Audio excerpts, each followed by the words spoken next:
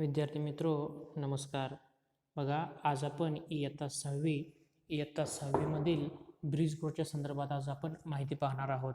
हा bridge course म्हणजे नेमकं काय याच्या संदर्भातली माहिती आपण भरपूर वेळा पाहिली आहे किंवा मागील इयत्तेचा संबंध ह्या इयत्तेमध्ये आपल्याला या ठिकाणी जोडून घ्यायचा असतो. आता या ठिकाणी इयत्ता 6वीचा आपण ब्रिज कोर्स पाहत आहोत. इयत्ता 6वीचा ब्रिज कोर्स पाहत असताना इयत्ता 5वी मधील मागील घटक काही कन्सेप्ट्स आपल्या क्लिअर झालेले आहेत की नाही हे पाहणे खूप गरजेचं असतं. याच्यामध्ये आपल्या पाठिंबाच्या क्षमता निर्धारित करणे हे आपल्या निर्धारित झालेले आहेत की नाही, आपल्या ज्ञात झालेले आहेत की नाही हे पाहणं गरजेचं असतं. त्या दृष्टिकोनातून काही माहिती दिली आहे. आता याच्यामध्ये 1 ते 18पर्यंतच्या आपण जे काही कृतीपत्रिका वगैरे असेल, माहिती वगैरे असेल हे आपण बघितलेली आहे. आता कृतीपत्रिका ही आपण पुढील भागामध्ये असणारी हे पाहणार आहोत. ती कृतीपत्रिका 19वी आहे. बघा इयत्ता 5वी पाठ क्रमांक 21 कामात व्यस्त आपली अंतरेंद्रिय हे पाहणार आहोत. बघा लक्षात घेण्यासारखी असणारी एक भाग या ठिकाणी लिहिलेली आहे श्वसन बघा जगण्यासाठी आपल्याला हवा, पाणी आणि अन्न या तिन्ही गोष्टींची गरज असते. हवेतील ऑक्सिजनचा पुरवठा शरीराला सतत होत राहणे गरजेचे असते. त्यासाठी आपला श्वासोच्छ्वास सतत चालू असतो. आपल्या शरीरात श्वासोच्छ्वासाचे काम करणारे इंद्रिय आहेत. श्वास घेतला की नाकावाटी घेतलेली हवा श्वासनलिकेत जाते. श्वसननलिकेच्या 2 शाखांमार्फत हवा फुफ्फुसात शिरते. फुफ्फुसात या दोन्ही शाखापासून अनेक शाखा फुटतात. ही बाब या ठिकाणी सांगितलेली आहे. श्वासपटल व त्याची हालचाल. श्वासपटल खालच्या दिशेने सरकते तेव्हा श्वासावाटे हवा येऊन श्वासनलिका व तिच्या शाखातून पुढे वायुकोशात भरते व श्वासपटल वरच्या दिशेने सरकते तेव्हा उच्छ्वासात वाटे हवा बाहेर टाकली जाते. वायूंची देवाणघेवाण वायुकोशामध्ये बाहेरला हवा पोचली की हवेतील ऑक्सिजन वायुकोशाच्या भोवताली असलेल्या बारीक सारीक वाहिन्यात रक्तवाहिन्यात जातो आणि रक्तातून शरीराच्या सर्व भागात वाहून नेला जातो. अशा पद्धतीने हे श्वासपटल किंवा त्याची हालचाल वगैरे हे कामकाज वगैरे होत असते. त्याच्यानंतर थोडंसं आपण पुढे जाऊन बघूया अन्ननलिका. अन्ननलिका म्हणजे काय? आपण जे अन्न खातो ते अन्ननलिकेच्या मार्फत आपल्या पोटामध्ये जात असते. ते पोटामध्ये गेल्यानंतर पचन वगैरे होणे किंवा इतर क्रिया ज्या काय होत असतात ह्या अन्ननलिकेच्या मार्फतच होत असतात. हे आपण बघणे किंवा हे माहीत असणे गरजेचं आहे. ह्याच्यासाठी वाचन करणे किंवा हा पॉईंट्स लक्षात ठेवणे खूप गरजेचं आहे. त्याच्या पुढे जाऊन बघूया थोडंसं आपण पचनेंद्रिय म्हणजे बघा अन्न तोंडात घेतल्यानंतर पचनक्रियेची सुरुवात होते. तोंडातील दात, जीभ आणि लाळ या सर्वांच्या क्रियामुळे अन्नाचा गिळता येईल असा ओलसर मऊ गोळा तयार होतो व आपण सहज गिळतो. गिळालेले अन्न ग्रासिकेमार्फत जठरात जाते. जठर हे पिशवी सारखी इंद्रिय आहे. यात अन्न घुसळले जाते. म्हणजे जठरातली सगळी माहिती सांगितलेली आहे. याच्यासाठी वाचन करणे खूप गरजेचं आहे. पुढे बघा रक्ताभिसरण म्हणजे नेमकं काही ही कन्सेप्ट देखील आपल्याला थोडं माहीत होणे खूप गरजेचं आहे. रक्ताभिसरण म्हणजे काय तर ब्लड सर्क्युलेशन. बघा शरीरात रक्त सतत फिरत ठेवण्याच्या क्रियेला रक्ताभिसरण असे म्हणतात. आपल्या शरीरात रक्तातून ऑक्सिजन व्यतिरिक्त असंख्य पदार्थ एका भागातून दुसऱ्या भागात पोहोचले जातात. तेही रक्ताभिसरणामुळे शक्य होते. रक्त आणि रक्तवाहिन्यांच्या जाळ्याला मिळून रक्ताभिसरण संस्था म्हणतात. आपण जिवंत असेपर्यंत रक्ताभिसरणाचे काम रात्रंदिवस सतत चालूच असते. श्वासपटल, हृदय, पचनसंस्था यांचे काम शरीरासाठी इतकी महत्त्वाची असतात की आपल्या कळत नकळत ती रात्रंदिवस चालू राहायला हवी. काही कामे आपण आपल्या इच्छेप्रमाणे हवी तेव्हा करतो. उदाहरणार्थ बोलणे, धावणे, अभ्यास करणे, खेळणे या सर्व प्रकारच्या कामावर लक्ष ठेवून ती योग्य त्या वेळी योग्य त्या पद्धतीने होतील याची खात्री करणे याला समन्वय साधणे असे म्हणतात. आता त्याच्या खाली प्रश्नोत्तरच्या स्वरूपामध्ये ही जी माहिती दिली आहे ही थोडीशी आपण बघूया. बघा तोंडातील प्रत्येक दातावर टिंबटिंब नावाच्या पदार्थाचे आवरण असते. कोणत्या नावाच्या पदार्थाचे आवरण असते हे आपण त्या ठिकाणी लिहायचं आहे. प्रौढ व्यक्तीमध्ये लहान तरी टिंबटिंब मीटर लांबीचे असते हे या ठिकाणी लिहायचं आहे. तिसरं बघा विशिष्ट द्रव स्रवणारे इंद्रिय म्हणजे टिंबटिंब होय हे या ठिकाणी लिहायचं आहे. आता एक विशिष्ट पद्धतीचा एक चार्ट दिला या ठिकाणी. तो चार्ट या ठिकाणी आपण बघायचा आहे. त्या इंद्रियाचं नाव लिहायचं आहे व त्याचं कार्य लिहायचं आहे. ठीक आहे. याच्यानंतर आपण थोडंसं पुढे जाऊन बघूया. वेगळा शब्द ओळखा कारण लिहा असं विचारलं आहे. नाक, फुफ्फुसे, हृदय, श्वासनलिका आणि श्वासपटल. बघा यातील वेगळा असणारा गटातनं बसणारा शब्द ओळखायचा आहे आपण लिहायचा आहे. पुढचं बघा तोंड, ग्रासिका, जठर, चेतातंतू व मलाशय यातील माहिती बघायचं आहे व ओळखून त्या ठिकाणी लिहायचं आहे. खालील वाईट सवयीचे आरोग्यावर कोणते परिणाम होतात हे लिहायचं आहे. धूम्रपान केल्यामुळे आपल्या शरीरावर आरोग्यावर कोणता वाईट परिणाम होतो ते बघायचं आणि लिहायचं आहे. मद्यपान केल्यामुळं काय होतं, अल्कोहोलचं सेवन केल्यामुळे काय होतं वाईट दुष्परिणाम ते लिहायचे आहेत. पाचवं बघा, विचार करावा लिहा. जेव्हा आपण बऱ्याच काळासाठी काहीही खाल्ले नाही, आपण जर समजा बऱ्याच काळासाठी काहीही खाल्ले नाही, तर आपण काय करू शकतो, काय होऊ शकेल हे लिहायचं आहे. तुम्ही कधी कधी तुमच्या पोटात गडगड आणि त्रासदायक आवाज ऐकला आहे, असे कधी होते हे बघायचं आणि आपण लिहायचं आहे. बरेच पालक जेवताना मुलांना बोलू नका असे सांगतात. आपण खाण्याच्या दरम्यान बोललो तर काय होईल हे लिहायचं आहे. त्यासोबत अधिक माहितीसाठी अभ्यासासाठी ज्या लिंक्स आहेत, श्वसन, पचन, रक्ताभिसरण, चेतासंस्था, ह्या ज्या काही लिंक्स वगैरे आहेत, ह्या लिंक्सला आपण जर समजा टच केला तर त्यातील दीक्षा ॲप जर ओपन होतं, त्याच्याद्वारे जी काही ॲबस्ट्रॅक्ट कल्पना वगैरे असेल तर ते आपल्या ठिकाणी बघायला मिळू शकतात. त्याच्यानंतर बघा, कृतीपत्रिका 19 नंतर आपण कृतीपत्रिका 20 मध्ये बघायचं आहे. इयत्ता 5वीचा संदर्भ आहे. पाठ क्रमांक 21 मधल्या मूलभूत काही बाबी वगैरे आलेल्या आहेत हे आपण बघायचं आहे. बघा, कामात व्यस्त असलेली आंतरेंद्रिय, आपली जी काही इंद्रिय असतात कामामध्ये व्यस्त असल्यानंतर कोणकोणती कामं व्यस्त असल्यानंतर ती इंद्रिय काम करत असतात हे या ठिकाणी सांगितलेले आहे. बघा, इंद्रिय संस्था, अनेक इंद्रिये मिळून श्वासोच्छवास घडवून आणतात ते तुम्ही पाहिले. यापैकी कुठलेही एक इंद्रिय नीट काम करत नसेल तर श्वासोच्छवासाचे काम पूर्ण होणार नाही. शरीराचे एखादे काम एकत्रितरित्या पूर्ण करणाऱ्या इंद्रियांच्या अशा गटाला इंद्रिय संस्था म्हणतात. म्हणून नाक, श्वासनलिका, फुफ्फुसे आणि श्वासपटल यांना एकत्रितपणे श्वसन संस्था म्हणतात. शरीरातील ऊर्जेद्वारे ही कोणकोणती ऊर्जा असते किंवा काय ही माहिती या ठिकाणी सांगितली आहे. श्वसन क्रियेमुळे ऑक्सिजन वायू शरीरातील रक्तात येतो आणि शरीराच्या सर्व भागात पसरतो. पचनातून तयार झालेले पदार्थ ही रक्तात मिसळतात व रक्ताबरोबर ते शरीराच्या सर्व भागात पोहोचतात. त्यापैकी काही पदार्थ शरीरासाठी इंधनाचे काम करतात. हवेतील ऑक्सिजनचे काम रक्ताच्या बरोबर सर्व भागामध्ये पोहोचले की पदार्थांचे ऑक्सिजनच्या मदतीने बंद जलन होते आणि शरीराला ऊर्जा मिळते. हीच ऊर्जा शरीराची सर्व कामे होण्यास उपयुक्त ठरते. आता वेगवेगळ्या पद्धतीने ही जी काही चार्ट्स वगैरे दिले आहेत, श्वसन संस्था म्हणा, पचन संस्था, रक्ताभिसरण संस्था, याची काही क्लिपार्ट्स, श्वसन चेतासंस्था, हे चार्ट्स दिलेत हे आपण समजून घ्यायचे आहे. त्याच्यानंतर प्रश्न दिला आहे बघा, सराव करूया मध्ये कृतीपत्रिकेमध्ये. अस्थिसंस्थेचे कार्य कोणते, म्हणजे हाडाच्या संदर्भातली जी काही संस्था असेल तर त्याचे काम कोणते, कार्य कोणते आहे हे लिहायचं आहे. पुढे बघा, मानवी शरीरात कार्यरत असणाऱ्या इंद्रिय संस्थांची नावे लिहायची आहेत. आता मानवी शरीरात कार्यरत असणाऱ्या इंद्रिय संस्था कोणकोणत्या असतात त्याची माहिती लिहायची आहे. त्याचे पण नाव लिहून आपण ती पूर्ण करू शकतोय. शरीराला ऊर्जा मिळवून देणाऱ्या कामात कोणकोणत्या इंद्रियांचा समावेश होतो. आता शरीराला ऊर्जा मिळवून देणाऱ्या कामामध्ये कोणकोणत्या इंद्रियांचा समावेश होतो हे त्या ठिकाणी आपण लिहू शकतोय. पुढे बघा, एक चार्ट दिला आहे, रोगांची नावं म्हणजे रोग कोणकोणती आहेत बघा. निमोनिया, कावीळ, झटके येणे, मूत्रपिंड विकार या संदर्भाची हे काही रोगांची नावे दिली आहेत. इंद्रिय संस्थेची नाव, आता त्या इंद्रिय संस्थेची नाव कोणकोणती आहेत हे आपण या ठिकाणी बघू शकतोय. विचार करावं लिहा या संदर्भातली माहिती आहे. तुमच्या शरीरातील ऊर्जा वापरण्यासाठी तुम्ही कोणत्या क्रिया करता. आता शरीरातील ऊर्जा वापरण्यासाठी तुम्ही कोणत्या क्रिया करता हे या ठिकाणी तुम्ही लिहायचं आहे. खाली दिलेल्या आकृतीच्या भागांना नावे लिहायचं आहे. बघा, आता या ठिकाणी एक मनुष्याच्या एक चार्ट्स काढला आहे. त्या चार्ट्समध्ये पोटातील जे काय डायजेशन सिस्टीम आहे, पचन संस्था आहे, जठर असेल, यकृत असेल, मोठे आतडे, लहान आतडेच्या संदर्भातील ही सर्व माहिती त्या ठिकाणी दिली आहे. श्वासनलिका दिली आहे, पचन नलिका दिली आहे, तोंड दिलेलं आहे, अन्न नलिका दिली आहे. याच्यातील ही माहिती आपण लिहायचं आहे. दीक्षा ॲप इंद्रिय संस्थेच्या संदर्भात दिलेलं आहे, हे देखील आपण बघू शकताय. पुढे आपण बघू शकताय कृतीपत्रिका 21 दिलेली आहे. इयत्ता 5वी पाठ क्रमांक 21 मधील कृतीपत्रिका दिली आहे. संसर्गजन्य रोग व रोग प्रतिबंध. अध्ययन निष्पत्ती बघा, स्वच्छता, आरोग्य, कचरा, आपत्ती, आणीबाणीची परिस्थिती यांची व्यवस्थापन या ठिकाणी दिलेली आहे. जतन व रक्षण यांची माहिती दिली आहे. बघा, आता लक्षात येण्यासारखी आणखीन एक माहिती पुढे म्हणजे संसर्गजन्य रोग.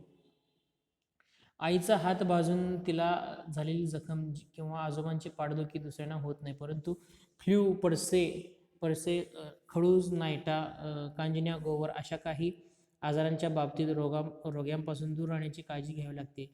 या रोगांची एकाची दुसऱ्याला लागण होऊ शकते. याला संसर्गजन्य रोग असे म्हणतात. आता सध्या जो चाललेला काही कोरोना संसर्ग असेल तो कोरोना संसर्ग म्हणा किंवा खरूज, नायटा असेल तर एकापासून दुसऱ्याला तो रोग होऊ शकतो, म्हणून त्याला संसर्गजन्य रोग असं म्हटलेलं आहे. पुढे बघा, हवेमार्फत रोगप्रसार कोणकोणते होऊ शकतो. दूषित हवा जर असेल आणि ती दूषित हवा जर समजा एकामार्फत दुसऱ्याने जर समजा घेतली तर त्याच्यामार्फत सुद्धा हवेमार्फत रोगप्रसार होऊ शकतो. फ्लू सारख्या रोगांचे जंतू रोग्याच्या थुंकीत असतात.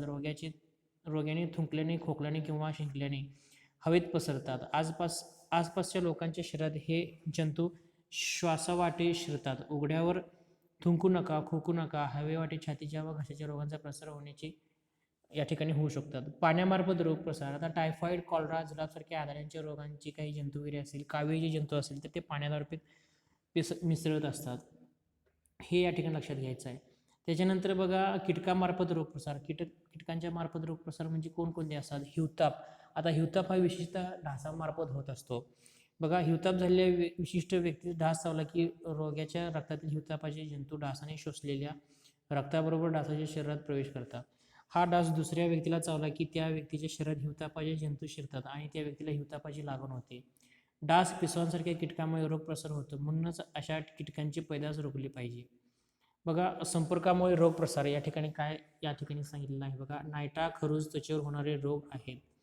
त्यांचे रोगजंतू त्वचेवर वाढतात, म्हणजे संपर्कामुळे होणारे जे काही आपण घटक बाबी बोलावले त्या संदर्भात.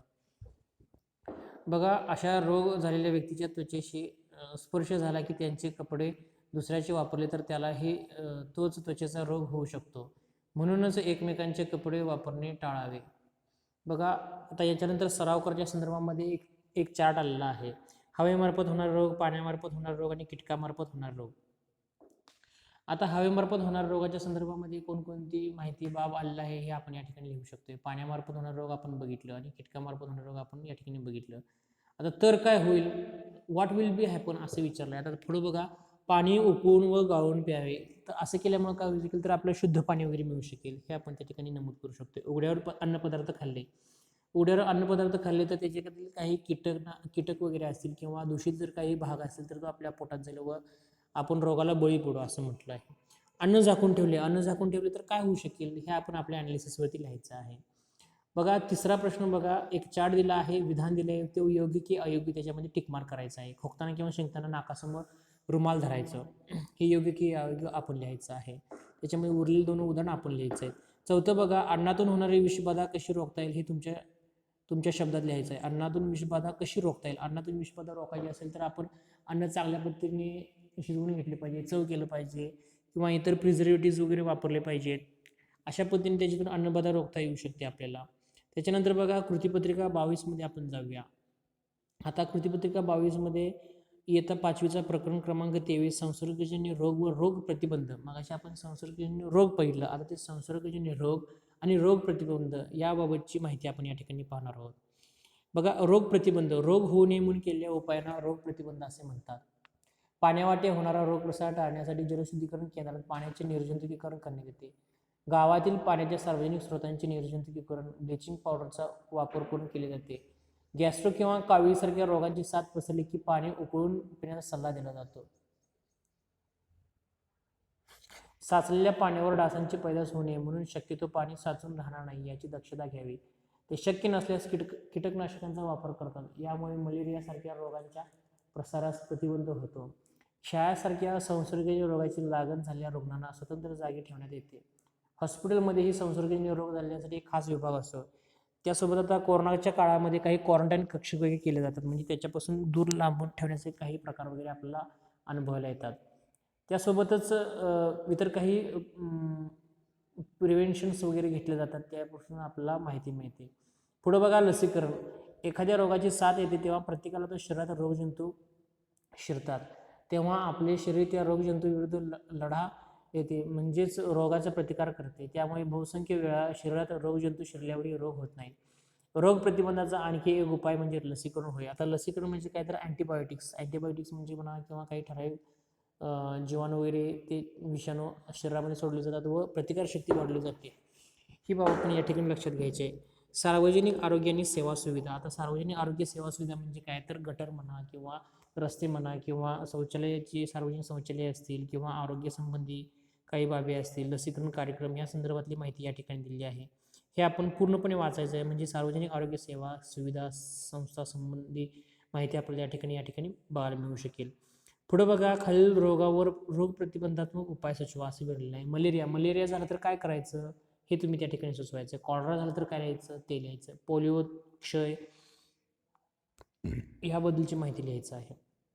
पुढे बघा पुढील विधाने चुकी बरोबर ती लिहा, चुकीचे विधान दुरुस्त करून लिहा असं या ठिकाणी विचारलेलं आहे. सार्वजनिक ठिकाणी थुंकल्यास रोग प्रसार होत नाही. बघा, सार्वजनिक ठिकाणी थुंकल्यास रोग प्रसार होत नाही. म्हणजेच काय तर रोग प्रसार का होत नाही, हे विधान चुकी बरोबर आहे हे आपल्याला सार्वजनिक थुंकल्यास रोग प्रसार होत नाही हे विधान तसं बघायला गेलं तरी चुकीचं आहे. सार्वजनिक ठिकाणी रोग प्रसार होऊ शकतो, कारण जर समजा रोगी काही बाधित असेल तर रोग होऊ शकतो, असं या ठिकाणी आपण नमूद करावं लागेल. त्यानंतर खालचं दुसरं कतलं बघा, काही रोग दैवी प्रकोपामुळे होतात. आता काही रोग दैवी प्रकोपामुळे होतात का, तर दैवी प्रकोप वगैरे काही नसतो, तर त्याच्यामध्ये काही अंधश्रद्धा असतात. योग्य बाबी आपण लक्षात ठेवणे हे खूप गरजेचं असतं याच्यामध्ये. पुढे बघा, इंटरनेटच्या मदतीने घरातील मोठ्या व्यक्तींसोबत चर्चा करून कोविड-19 या रोगाची खालील मुद्द्यांच्या आधारे माहिती द्या. आता सध्याचा हा नवीनच रोग आला आणि ह्या रोगामुळे संपूर्ण देश काय म्हणायचं, सुसूत्रता बंद झालेली आहे. तर रोगाचे नाव संपूर्ण लिहायचे. रोगजंतूचे नाव काय असेल ते लिहायचं आहे. प्रसाराचे माध्यम खोकणे, शिंकणे, थुंकणे सार्वजनिक ठिकाणी याच्यामध्ये, व उपाय व उपचार. आता उपाय व उपचार काढा पिणे म्हणा, किंवा वाफ घेणे, किंवा शुद्ध राहणे, वर्दळीच्या ठिकाणी न जाणे, असे काही अनेक बाबी असतील तर ते आपण या ठिकाणी लिहू शकतो. सार्वजनिक व वैयक्तिक स्वच्छतेवर आधारित घोषवाक्य तयार करा. आता घोषवाक्य तयार सार्वजनिक ठिकाणची कोणकोणती असेल हे आपण लिहू शकतोय. लिंक्स वगैरे आहेत, या लिंक्सचा आपण अभ्यास करायचा आहे. आता बघा, कृतीपत्रिका 23 या ठिकाणी दिलेली आहे. इयत्ता 5वी पाठ क्रमांक 24 वरती आधारित ही काही कृतीपत्रिका 23 आहे. पदार्थ, वस्तू आणि ऊर्जेच्या संदर्भात या ठिकाणी माहिती दिली आहे. बघा, पुस्तकातील कोणताही थोडा मजकूर फळ्यावर खडून लिहा. लिहून झाल्यावर खडूचे निरीक्षण करा. त्याच्यामध्ये काही पार्टिकल्स किंवा पुसल्यानंतर काही कण स्वरूपामध्ये आपल्याला ते फळ्यावरती खाली पडलेले आपल्याला दिसून येतात. म्हणजेच काय, तर वेगवेगळे पार्टिकल्स असतात. खडूमध्ये कोणता बदल झालेला दिसेल, तर खडूमध्ये खडू मोठा असताना येतो, तर नंतर लहान झालेला आपल्याला दिसून येऊ शकतो. फळ्यावर लिहिलेले डस्टरने पुसा आणि डस्टर टेबलावर आपटा. तुम्हाला काय दिसते, खडूचा आकार कमी झाला आहे आणि डस्टर आपटल्यावर डस्टरला चिकटलेले खडूचे कण खाली पडले. हे कण खडूच्याच रंगाचे आहेत. यावरून फळ्यावर खडूने लिहिलेले असता फळ्याला खडूचे कण चिटकले आणि फळा पुसल्यानंतर ते कण फळ्यापासून मोकळे झाले हे समजते. आता ह्याच्या सरळ खाली आपण थोडंसं जाऊया. आता ह्याच्यामध्ये काय काय दिले बघा. अचानक पाऊस सुरू झाला. बघा, या ठिकाणी वळचणला आपण उभे राहतो. अंगावर पाऊस पडत नसतानाही आपण काही प्रमाणात भिजतो. असे का होते, तर आपण असे का होते असं विचारलं किंवा जाणून घ्यायचं असेल तर जे काही लहान लहान कण स्वरूप पावसाचे पाण्याचे असतात तर ते आपल्या अंगावर पडतात व त्याच्यामुळे आपण भिजतो, असं आपण याचं उत्तर देऊ शकतो. बघा, डांबरगोळी पहिल्यांदा मोठी असते व नंतर ती छोटी छोटी होत झालेली दिसते. म्हणजेच काय, तर डांबरगोळीचे काही कण स्वरूप असतील किंवा त्याची काही आकार रचना वगैरे असेल तर ते पार्टिकल्स वगैरे बाहेर हवेमध्ये पसरले जातात व त्याच्यामुळे आपल्याला ही माहिती आपल्याला अनुभवायला मिळत असते. पुढे बघा, स्थायू व द्रव यामधील कण कोणकोणते आहेत हे थोडंसं आपण बघायचं आहे. बर्फ, पाणी, बाष्प यांच्या गुणधर्मातही फरक दिसून येतो. निसर्गात आढळणारे सर्व पदार्थ कणरूप असतात. सामान्यपणे प्रत्येक पदार्थ एका ठराविक अवस्थेत असतो. त्यावरून त्या पदार्थाला स्थायू द्रव किंवा वायू पदार्थ म्हणतात. उदाहरणार्थ ॲल्युमिनियम, कोळसा हे स्थायू आहेत. केरोसिन, पेट्रोल हे द्रव आहेत. तर नायट्रोजन वायू हे ऑक्सिजन हे वायू आहेत. म्हणजे स्थायू, द्रव, वायू हे जे काही 3 घटक आहे, या 3 घटकाच्या संदर्भात आपण विभागणी करणे आपल्याला माहीत असणे खूप गरजेचं आहे. खाली बघा, सराव करूच्या संदर्भामध्ये काही 3 भाग दिलेले आहेत. वरती हेडिंग दिलं आहे व त्याच्यामध्ये स्थायू पदार्थ, द्रव पदार्थ व वायू पदार्थ असे 3 भाग दिलेत. त्याच्यामध्ये त्यांची विभागणी करून घ्यायची आहे. चुकीचे ते खोडा असं म्हटलेलं आहे. एकाच पदार्थापासून एकच अनेक वस्तू बनवता येतात. ते आपण पदार्थ बरोबर किती चुकीचे लिहायचं आहे. द्रव पदार्थ सूक्ष्म लहान कणांचे बनलेले असतात. चुकीचे ते खोडायचं आहे. अशा पद्धतीने हे पूर्ण करायचं आहे. त्याच्यानंतर एका कप बशीमध्ये कापराच्या वड्या अथवा डांबरगोळी घ्या व ती बशी दिवसभर उघडी ठेवा. रात्री त्या बशीचे निरीक्षण करा. तुमचे निरीक्षण वहीमध्ये नोंदवा. असे का घडले ते तुम्ही लिहायचं आहे. त्यानंतर बघा, पदार्थ सूक्ष्म कणांचे बनलेले असतात हे सिद्ध करण्यासाठी तुम्ही कोणत्या कृती कराल. पदार्थ सूक्ष्म कणांचे बनलेले असतात हे सिद्ध करण्यासाठी आपण खडू व डस्टरचा जो उपयोग सांगितला किंवा परिणाम आपण बघितला हे आपण प्रयोग करू शकतो किंवा सिद्ध करू शकतोय. त्यासोबतच डांबरगोळीचं उदाहरण आपण घेऊ शकतोय. त्याच्यासोबतच जर समजा मेणबत्तीचं उदाहरण घेतला तर ते सुद्धा चालू शकेल. त्यासोबतच ग्राइंडर आणि कानस जे काही स्वरूपाचं घासण्याच्या स्वरूपामध्ये एक उदाहरण असेल तर ते सुद्धा घेऊ शकते. म्हणजे पदार्थ हे सूक्ष्म कणांचे बनले असतात हे आपल्याला या ठिकाणी माहिती होऊ शकते. पुढे बघा, खालील कोड्यात स्वरूपामध्ये जी काही माहिती दिली हे आपण बघायचं आहे. पदार्थांची गुणधर्म, उदाहरणार्थ पारदर्शकता, ठिसूळपणा, हे देखील आपण या ठिकाणी बघू शकतोय. गुणधर्म हे बघायचे आहे. त्यानंतर पारदर्शकता, ठिसूळपणा, अपारदर्शकता हे जे बघायचे आहेत. आता लिंक्स कुठले कुठले आहेत ते लिंक्स या ठिकाणी मी तुम्हाला सांगितले. आता या ठिकाणी कृतीपत्रिका 24 बघायची आहे. कृतीपत्रिका 24 बघत असताना इयत्ता 5वी पाठ क्रमांक 24 मधला पदार्थ, वस्तू आणि ऊर्जा हे काही नवीन 2-3 पॉईंट्स ॲडिशनल करून दिलेले आहे त्याच्यामध्ये. बघा, निरीक्षणे व अनुमान यांची माहिती सुनियोजित पद्धतीने नोंद करतात. तक्ते, आरेखन, स्तंभलेख, पायचार्ट व कृती या घटनेत देखील आकृतीबंधाचे भाकीत असतात. आता या ठिकाणी खाली थोडंसं बघूया. अस्मिता पाठ आणण्यासाठी गेली, त्याच्यानंतर ती विकायला ठेवलेल्या अनेक वस्तू पाहिल्या, या सर्वांमधून तिला हवा माठ तिने कशावरून ओळखला, तर त्याला योग्य आकारमान म्हणा किंवा योग्य आकृती होती व त्याच्यामुळे ती घेतलेली आहे, हे आपण या ठिकाणी बघू शकतोय. आता खाली बघा, ऊर्जा म्हणजे काय, हे संपूर्ण मी काही जे ब्रिज कोर्स वगैरे सांगत आहे आपल्याला लक्षात आणून देत आहे. या ब्रिज कोर्सचं तुम्हाला वैशिष्ट्य म्हणजे काय, तर आपल्याला भरपूर याचं वाचन करणं खूप गरजेचं आहे. भरपूर जर समजा तुम्ही वाचन केलं, याच्यातून आपल्याला भरपूर अशी माहिती मिळू शकते व कन्सेप्ट्स आपल्या क्लिअर होऊ शकतात, हे या ठिकाणी सांगायचं आहे. ऊर्जा बघा, विविध पदार्थापासून आपण अनेक उपयुक्त पदार्थ बनवतो. पदार्थाचा एक महत्त्वाचा उपयोग म्हणजे पदार्थातून ऊर्जा मिळते. एक गाडी उभी आहे, तिच्यात इंधन भरले आहे, परंतु ती पुढे जाऊ शकत नाही. असे का? आपण खूप अंतर धावतो, पण आपल्याला थकवा येतो, आपल्याला थांबावे लागते. असे का? तर आपल्याला ऊर्जेची गरज असते. ऊर्जा जर समजा आपल्या भरपूर असली तर आपण पुढे जाऊ शकतो किंवा कार्य करू शकतो, हे आपण या शक्तीने सांगू शकतोय. आता बघा, गतिज ऊर्जा म्हणजे काय, धावणे. गतिज ऊर्जा म्हणजे काय, एखाद्या वस्तूला गती जर समजा दिली, ढकललं, पुश केलं, तर ती वस्तू काय होते, ती गतिमान होते, तर त्याला गतिज ऊर्जा असं म्हटलं जातं. बघा, ऊर्जेची इतर रूपे या ठिकाणी बघा, LPG, बायोगॅस ही या ठिकाणी माहिती सांगितलेली आहे. सर्व गतिमान वस्तूमध्ये गतिज ऊर्जा असते. उदाहरणार्थ, वाहत्या वाऱ्यामुळे पवनचक्क्यांची पाती फिरतात. शिडाच्या बोटी तसेच आकाशातील ढग इकडून तिकडे जातात. ही कार्ये वाऱ्यातील गती ऊर्जेमुळे शक्य होतात. आपल्या घरातील पंखे, स्वयंपाकघरातील मिक्सर, पाण्याचा पंप या उपकरणामध्ये गतिज ऊर्जेमुळे कामे होतात. ही गतिज ऊर्जा त्यांना विद्युत ऊर्जेपासूनच मिळते, म्हणून ही बाब आपण लक्षात ठेवायचं आहे. बघा, इंधन म्हणजे काय, बायोगॅस, LPG, कोळसा, पेट्रोल ही या ठिकाणी माहिती आपण बघितली. याच्यासाठी वाचन करणं खूप गरजेचं आहे. आता दीक्षा ॲपच्या द्वारे आपल्याला जे काही लिंक्स वापरून आपण बघत असतो ते त्याच्या लिंक्स आपण लक्षात ठेवायच्या आहेत. त्यासोबत आपण ओपन करून ते बघायचे आहेत. त्याच्यासोबतच जे काही आपल्याला पुस्तकं सोबत जर असेल तर पुस्तकाचं भरपूर वाचन करणं खूप गरजेचं आहे. पुस्तक वाचन केल्यानंतर, उदाहरणं सोडवल्यानंतर आपल्याला कन्सेप्ट्स क्लिअर होतात व आपल्याला भरपूर माहिती मिळू शकते. आता त्याच्या खाली बघा, प्रत्येकी 2 उदाहरणं प्रश्न क्रमांक 2 मध्ये आलेलं आहे. याच्यामध्ये गतिज ऊर्जेची माहिती लिहायची आहे, त्याच्यानंतर स्थितिज ऊर्जेची माहिती लिहायची आहे, उदाहरण द्यायचं आहे, विद्युत ऊर्जा, उष्णता ऊर्जेची उदाहरणं वगैरे द्यायची आहेत. आता आमच्यात वेगळा कोण, गटातनं बसणारा शब्द ओळखायचा आहे. तिसऱ्यातलं अ बघा, बंदुकीतून सुटलेली गोळी, धावणारी बस, मनुष्याला लागलेला बाण आणि घरघरणारा चेंडू. आता बघा, बंदुकीतून सुटलेली गोळी 1 टाक जाते, धावणारी बस गतिज ऊर्जा आहे, धनुष्याला लावलेला बाण, आता धनुष्याला लावलेला बाण हा त्याच स्वरूपात लावला असणार आहे आणि घरघरणारा चेंडू हा ह्या ठराविक ह्याच्यामध्ये स्पीड असणार आहे, परंतु धनुष्याने ताणलेला बाण ही स्थितिज ऊर्जेचं उदाहरण आहे, कारण तो अजून बाण त्या ठिकाणून पुढे गेलेला नाही आहे. पुढं बघा, शाळेत किंवा घरी ऊर्जा बचतीसाठी तुम्ही कोणते प्रयत्न कराल, हे आपण स्वतःच्या ॲनालिसिसवरती लिहायचं आहे. त्याच्यानंतर ऊर्जेचे स्रोत कोणकोणते आहेत. ऊर्जेचे स्रोत, गतिज ऊर्जा, ऊर्जेचे स्रोत म्हटलं तर ऊर्जेचे स्रोत कोणकोणते, पारंपरिक ऊर्जा स्रोत, अपारंपरिक ऊर्जा स्रोत, अशा स्वरूपाचे जे कोणते असतील तर ते ऊर्जा स्रोत आपण लिहायचे आहेत. लिंक्स वापरायचे आहेत. त्याच्यानंतर 25वा बघा, आता या ठिकाणी इयत्ता 5वी प्रकरण क्रमांक 25 मधलं सामाजिक आरोग्याच्या संदर्भामध्ये एक माहिती आलेली आहे. अध्ययन, निष्पत्ती वगैरे, स्वच्छता, आरोग्य, कचरा वगैरे हे आपण बघायचं आहे. आणीबाणीची परिस्थिती, व्यवस्थापन, संसाधनांचे जतन, रक्षण, भूमी इत्यादी संदर्भाचे वाचन करणे खूप गरजेचं आहे. पोषक आहार, वैयक्तिक स्वच्छता, व्यायाम आणि छंदांची जोपासना यातून आपला सामाजिक आरोग्य वगैरे मिळू शकतं, या संदर्भातली माहिती आहे. एक फॅमिली दिसत आहे या ठिकाणी. या फॅमिलीमध्ये सर्वजण निरोगी आहेत असं आपल्याला वाटतंय.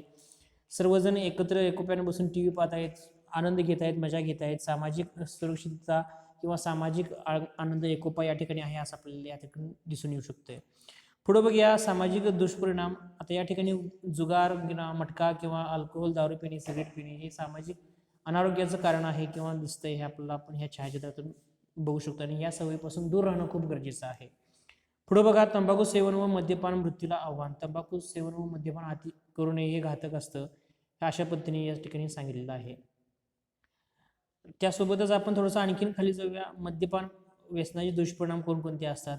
लिव्हर म्हणा किंवा चेहरा म्हणा किंवा त्वचा कातडी आपले मेंदू ह्याच्यावरती खूप वाईट परिणाम वगैरे होत असतो. त्यासोबतच आता पुढं काय म्हटलंय बघा, स्वच्छतेच्या सवयीबाबत निष्काळजीपणा सामाजिक आरोग्याला घातक असतो. खालील सवयीपैकी योग्य आरोग्य सवयी कोणत्या ओळखा हे आपण या ठिकाणी लिहायचं आहे. जुने टायर जाणे हे योग्य की अयोग्य? तर अयोग्य आहे, कारण का तर प्रदूषण वगैरे खूप होत असतं, हे या ठिकाणी आपण लक्षात घ्यायचं आहे. रस्त्यावर कुठेही थांबणं अतिशय अयोग्य आहे. अशा पद्धतीने काही प्रश्नोत्तर वगैरे आहेत. सामाजिक आरोग्याच्या संदर्भात व्यसनापासून दूर राहण्यासाठी एकटे राहावे हे योग्य की अयोग्य बदल करून लिहायचं आहे. त्याच्यानंतर रिकामी जागा बघा, प्रश्न 4थलं बघा, अति टिंबटिंब यकृताच्या आतड्याची मूत्राशयाचे रोग होतात, ही सगळी माहिती लिहायची आहे. लिंक्स दिलेले आहेत. देशाची प्रगती आणि विकास यामध्ये सर्वात महत्त्वाचा घटक म्हणजे देशातील लोक, अशा पद्धतीने ही माहिती लिहायचं आहे. त्याच्यासोबत सामान्य विज्ञान अभ्यासक्रम चाचणी क्रमांक 3 या ठिकाणी आलेले आहे. 15 मिनिटाचं हे 15 गुण आहे, 30 मिनिटाचा वेळ दिलेला आहे.